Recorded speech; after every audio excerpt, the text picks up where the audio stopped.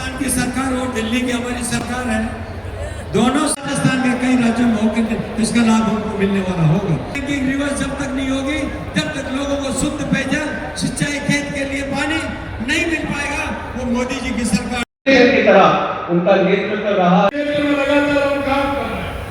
मैं कोटा मंत्री में एक बात और कहना चाहता हूं कि ये वो क्षेत्र है, इस क्षेत्र में किसान भी मजबूत है, किसान खेती करता है तो उसके लिए पानी भी है, ये शिक्षा की नगरी भी है। कल जी की बात करें तो रेल मार्ग से भी जुड़ा हुआ है, दिल्ली मुंबई कॉरिडोर से भी जुड़ा हुआ है और एयरपोर्ट से भी जुड़ रहा है। और यही नहीं, मैं इतना भी कहना चाहता हूँ, रामगढ़ विस्तारी ये हमारा जो परियोजना है ये भी आ रही है, अभ्यारण्य हमारा ये भी है।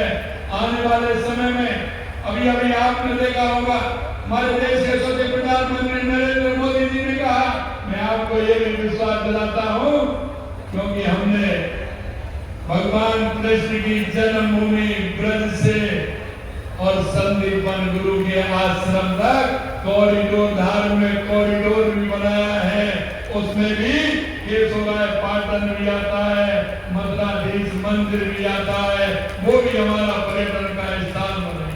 एयरपोर्ट बनेगा, यह मोदी जी है, जो कहते हैं वो करते हैं और करते हैं वो ही कहते हैं।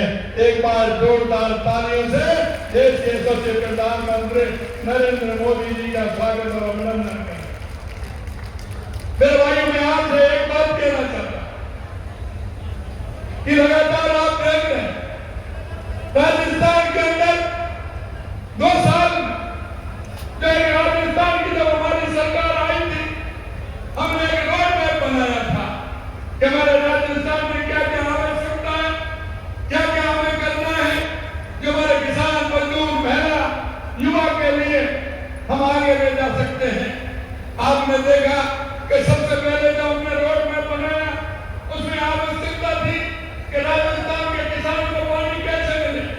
लगातार हम उसके लिए काम कर रहे हैं। आप देख रहे हैं, चाहे हमारी श्री रामजल सेतु योजना हो, चाहे हमारा यमुना जल समझौता हो, या हमारा हनुमानगढ़, गंगानगर, बीकानेर, जैसलमेर, बाड़मेर, फलौदी के लिए हमारी इंदिरा गांधी नहर एवं गंगा नहर से हमारा पानी आए, उसके लिए भी हम काम कर रहे हैं। 6 लाख नौकरियां हम निजी क्षेत्र में देंगे। अब आपने देखा है, देश के सबसे प्रधानमंत्री नरेंद्र मोदी जी के द्वारा 28 फरवरी को अजमेर के अंदर जब उन्होंने 31,800 से अधिक जब नियुक्ति पत्र दिए थे, तो हम 1.25 लाख 2 साल में नौकरियां नियुक्ति पत्र दिए, 1.25 लाख हमने नियुक्ति पत्र दिए हैं। 1,35,000 हमारे प्रक्रियाधीन है।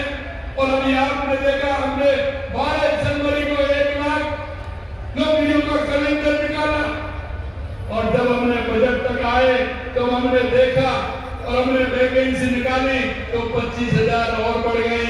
1,25,000 का कैलेंडर हमने जारी किया है। पेपर कब होगा, वैकेंसी कब निकलेगी, परिणाम कब आएगा, नियुक्ति पत्र कब मिलेगा, ऐसा नहीं है।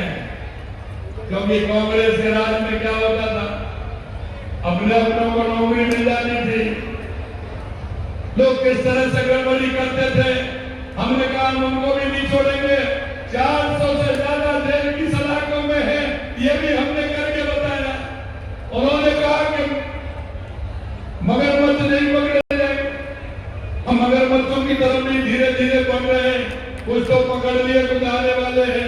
और आपको भी विश्वास दिलाता हूं, एक को भी छोड़ने वाले हैं। चाहे कितना भी बड़ा मगरमच्छ होगा, वो जेल की सलाखों के पीछे जाएगा, ये भी हम आपको विश्वास दिलाते हैं। रेल कनेक्टिविटी है, देश में सबसे ज्यादा पानी है, चंबल मां का आशीर्वाद है और बिजली का सबसे बड़ा उत्पादन क्षेत्र है। और इसीलिए एयर कनेक्टिविटी बनने के साथ ही कोटा के विकास के नए द्वार खुलेंगे। और मेरा विश्वास है, माननीय मुख्यमंत्री जी मुझसे चर्चा कर रहे थे कि सारे क्षेत्र के अंदर